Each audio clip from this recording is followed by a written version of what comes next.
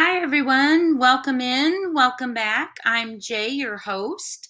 Today, we're going to be talking about some information that CP, the stepfather of missing 15-year-old Sebastian Rogers, said in an interview. CP claims to have been in Memphis when Sebastian went missing. His alibi begins at 5:15 a.m. on Monday, February 26, the morning Sebastian Rogers was reported missing. However, here is yet another audio clip of CP saying we, including himself, in Sunday night's events at the house on Stafford Court in Hendersonville, Tennessee. We will be sharing that and listening to that together, along with two others that I have to play for you. This is Crime Time Buzz. Thank you so much for joining me. This is about the disappearance of 15-year-old Sebastian Rogers. He walked out of his house in the night, allegedly, and there has been no trace of him, no scent leading from the house, no credible sightings, nothing.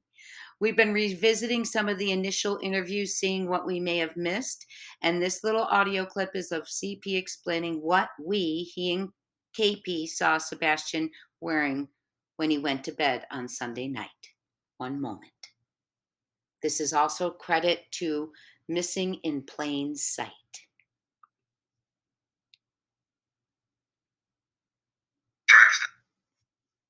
It was a long sleeve black shirt. It was not a hoodie. It wasn't a sweatshirt. It was a long sleeve black shirt.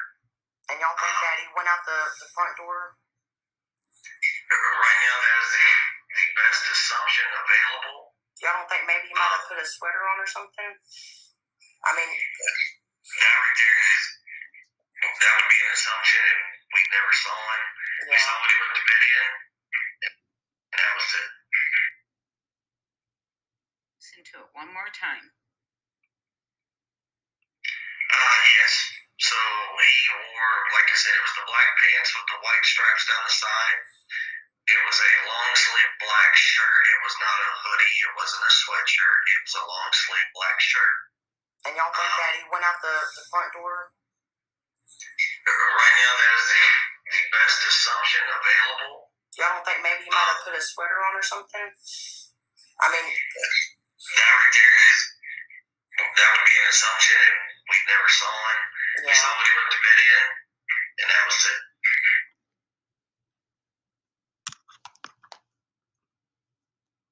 How did stepfather CP see what Sebastian was wearing to bed? In my opinion, isn't that only possible if you're there, right? Do you think CP was there when Sebastian went to bed?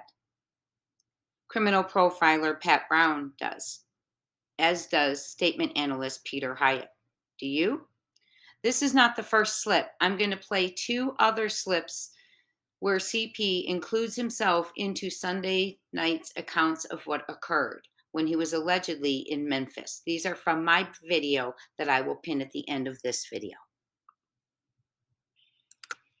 Okay, so this first audio is when Chris Proudfoot, is Sebastian's stepfather, is discussing why Sebastian would not have used the garage door to leave. I will play it twice, and then I'll come back on. Don't do that. Yeah, but what I can say is there's only two doors in the house that he could have gone out, where he could have locked on his own or from the outside. And the one, he wouldn't have gone out because of how much noise it makes. Yeah. Everybody would have, plus it would have been seen on camera. Everybody. Two doors in the house that he could have gone out, where he could have locked on his own or from the outside. And the one, he wouldn't have gone out because of how much noise it makes. Yeah. Everybody would have, plus it would have been seen on camera. By the way, everybody. Who is everybody?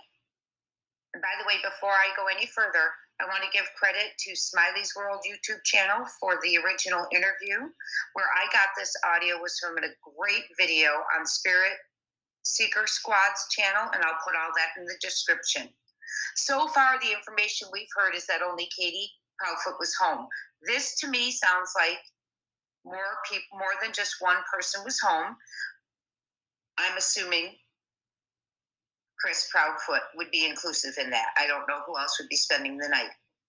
Katie is Sebastian's mother, for those of you new to the case. And in my opinion, it sounds like he caught himself right after he said it, and he stopped and he changed to talking about cameras. Which cameras? But that's for another video. Now, in the next video, he doesn't stop himself. He finishes his sentence. And this is about Chris Proudfoot's talking about why Sebastian could not have gone out through a window. And I will play it twice. Not only that, but for him to go out the window, so to speak, he would have landed in the flower bed and, barefooted. Yeah, we'd have heard something. He had landed on it, scream. Yeah. We would have heard something. I'll play it for you one more time. Not only that, but for him to go out the window, so to speak, he would have landed in the flower bed and, barefooted. Yeah, we'd have heard something. He had landed on it, scream. Yeah. What do you think? Who is we? I don't know. But a lot of inconsistencies that are very concerning to me. Sounds like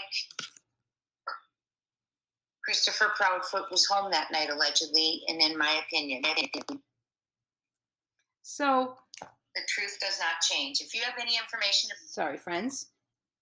Everybody will hear if Sebastian went out the garage door. Who's everybody if just KP was home with Sebastian?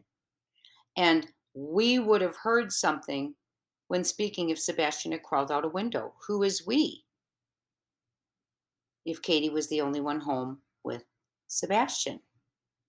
And then we saw what he was last wearing when he went to bed Sunday night. Who's we? How did he see?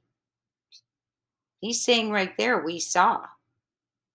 How did he see it? Do you think CP was in Hendersonville on Sunday night, February 25th? The Memphis Alibi begins at 5:15 a.m. And on Facebook, a supervisor states that they begin at 7 a.m., also alleging that CP was sent home on Monday, February 26th, due to his mood between 10 a.m. and 11 a.m. So my next question with that is, where was CP when he got the call at 6 a.m. from KP that Sebastian was missing? If he was not in the crane, as he said, because they do not begin until 7 a.m., where was he when that phone call came in? And why are there numerous slips of CP telling the night's events and including himself in seeing or hearing what may or may not have occurred Sunday night? Why is he telling the events as if he was there? Wouldn't one think that the person who could provide the most accurate depiction and detail of what went down is KP, the one who is allegedly only there that night? Why is he directing the narrative so often? Think about that. There are too many coincidences. Where was CP from the time of the last proof of life video at the Texas Roadhouse on Sunday evening, February 25th, to 6 a.m. on Monday, February 26th? Sebastian Rogers still has an active Amber Alert. We are still looking for him. His father was out looking yesterday. He is highly functioning autism. He wears glasses. And if you know anything about his location or disappearance, please call 1-800-TBI-FIND. If you see something or know something, say something. Talk soon, friends.